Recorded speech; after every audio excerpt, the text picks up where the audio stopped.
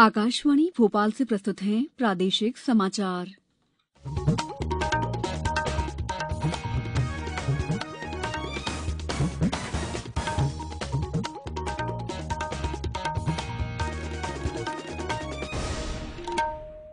नमस्कार, समाचारों के साथ मैं दीपा सिंह। पहले एक अपील।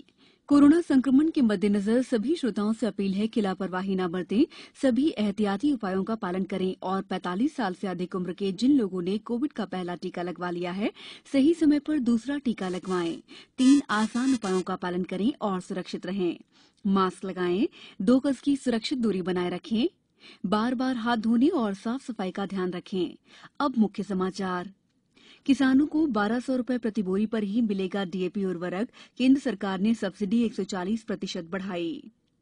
मुख्यमंत्री ने कहा 31 मई तक प्रदेश में कोरोना संक्रमण को समाप्त करने के लिए किए जाएं पूरे प्रयास। प्रदेश में काबू में आया कोरोना, केवल 3 जिलों में ही मिले 200 से अधिक नए प्रकरण। और प्रदेश में ऑक्सीजन सप्लाई की हर पल होगी निगरानी। भोपाल स्मार्ट सिटी ने शुरू किया ऑक्सीजन सप्लाई का ट्रैकिंग सिस्टम। अब समाचार विस्तार से। केंद्र सरकार ने उर्वरक की वैश्विक कीमतों में बढ़ोतरी के बावजूद किसानों तक पुरानी दरों पर उर्वरक पहुंचाने के लिए डीएपी सब्सिडी 140% बढ़ाने का फैसला किया है। उर्वरक सब्सिडी प्रति बोरी 500 रुपए से बढ़ाकर 1200 रुपए प्रति बोरी कर दी गई है। अंतर्राष्ट्रीय बाजारों में कीमत बढ़ने के बावजूद किसानों को उर्वरक पुरानी कीमत 1200 रुपए प्रति बोरी पर ही उपलब्ध होगा। प्रधानमंत्री नरेंद्र मोदी की अध्यक्षता में उच्च स्तरीय बैठक में ये निर्णय लिया गया। प्रदेश में अब 31 मई तक ज्यादा कड़ाई बरती जाएगी, जिससे राज्य को कोरोना संक्रमण से पूरी तरह मुक्त किया जा सके। मुख्यमंत्री शिवराज सिंह चौहान ने कल वीडियो कॉन्फ्रेंसिंग के माध्यम से प्रदेश में कोरोना की स्थिति और व्यवस्थाओं की समीक्षा करते हुए कहा कि प्रदेश में कोरोना संक्रमण तेजी से कम हो रहा है। अधिकांश जिलों में साप्ताहिक पॉजिटिविटी दर 10% से कम रह गई है।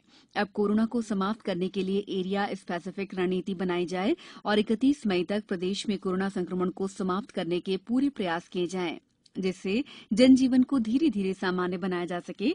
मुख्यमंत्री ने सभी कलेक्टर को कोरोना की तीसरी लहर से निपटने के लिए विशेष तैयारी करने के निर्देश दिए हैं। उन्होंने कहा कि बच्चों के लिए विशेष वार्ड बनाए जाएं और आईसीयू बेड, ऑक्सीजन बेड, दवाइयां और अन्य संसाधनों की व्यवस्था भी की जाए। इलेक्ट्रॉनिक्स और सूचना प्रौद्योगिकी मंत्रालय ने व्हाट्सएप को नोटिस भेजकर मैसेजिंग प्लेटफॉर्म को अपनी अपडेटेड प्राइवेसी पॉलिसी वापस करने को कहा है। नोटिस में मंत्रालय ने कहा है कि नई गोपनीयता नीति सूचनात्मक गोपनीयता और डेटा सुरक्षा के मूल्यों को कमजोर करती है। सरकार ने व्हाट्सएप को 25 मई तक नोटिस का जवाब देने को कहा है। केंद्रीय मंत्री फग्गन सिंह कुलस्ते के वाहन पर हमला करने वाले व्यक्ति को गिरफ्तार कर लिया गया है। बताया गया है कि हमलावर विक्षिप्त था। घटना के दौरान श्री कुलस्ते महाराजपुर थाना क्षेत्र के मानादोई गांव से वापस आ रहे थे। हमले में श्री कुलस्ते पूरी तरह सुरक्षित हैं। उनके वाहन के सामने के कांच टूट गए।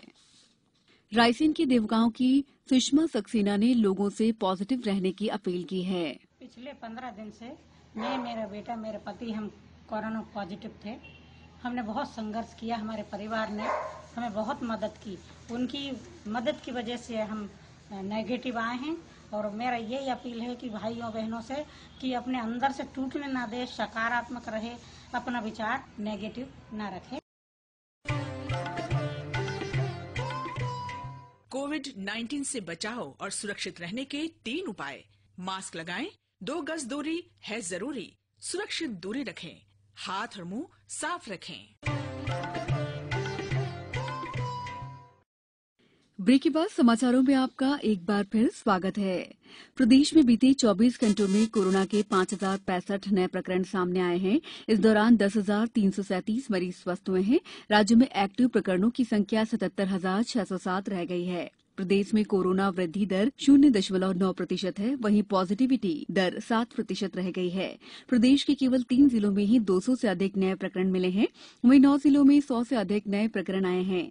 इंदौर में 1,153, भोपाल में 653, जबलपुर में 324, सागर में 198, रीवा में 175 संक्रमित मिले हैं। इसी तरह रतलाम में 160, उज्जैन में 151, सिंगरौली में 115 और ग्वालियर जिले में 105 नए प्रकरण सामने आए हैं। गुना सांसद डॉक्टर केपीएस यादव ने बमोरी क्षेत्र में भ्रमण कर कोविड केयर सेंटरों का जायजा लिया।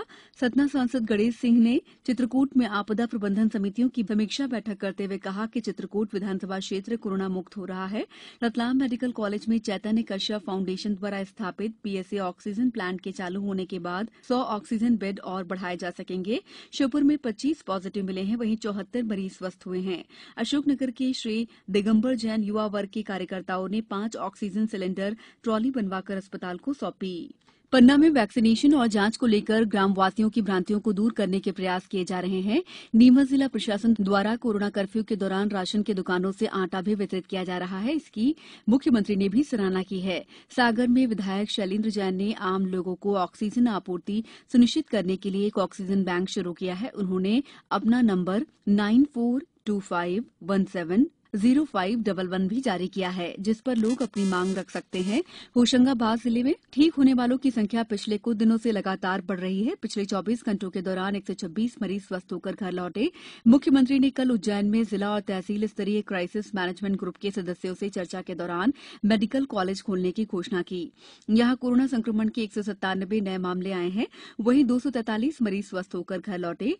सीधी नगर पालिका द्वारा दीनदयाल अंत्योदय रसोई केंद्र में दोनों समय गरीबों को निःशुल्क भोजन उपलब्ध कराया जा रहा है। छिंदवाड़ा में किल कोरोना अभियान के दौरान 17,57,000 से अधिक व्यक्तियों की जांच और सर्वे किया गया। Bhopal smart city development corporation limited अब प्रदेश में ऑक्सीजन सप्लाई की हर पल निगरानी रखेगा। इसके लिए भोपाल स्मार्ट सिटी ने ऑक्सीजन सप्लाई का ट्रैकिंग सिस्टम शुरू किया है। इसके अंतर्गत ऑक्सीजन उत्पादन स्थल यानी वहां से लेकर अस्पताल तक पहुंचने की पल पल की जानकारी स्मार्ट सिटी को रहेगी। ये प्रदेश में पहला ऐसा प्रयोग है जिससे ऑक्सीजन टैंकर की लगातार ट्रैकिंग की जाएगी। अभी 100 टैंकरों की नियमित रूप से मॉनिटरिंग की जा रही है।